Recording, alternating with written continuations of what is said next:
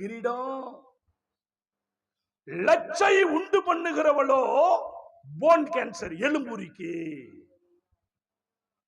வீட்டுக்காருக்கு கடவுளுடைய கிருபைனால எப்ப பார்த்தாலும் நச்சரிச்சுக்கினே இருப்பா.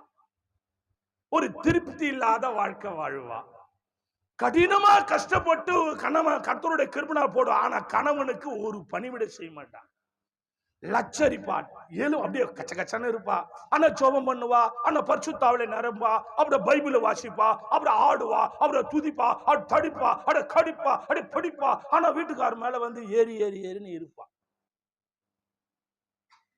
எலும்புரிக்கு, போன் கேன்சர். தெம்ப சிங்கம் போல அப்படியே வெளியே நடப்பான். வீட்டுக்குள்ள போகும்போது கூனி குறுகி போவான். ஆனா அது கேட்கிற கேள்வி கொஞ்சம் நஞ்சு இருக்காது.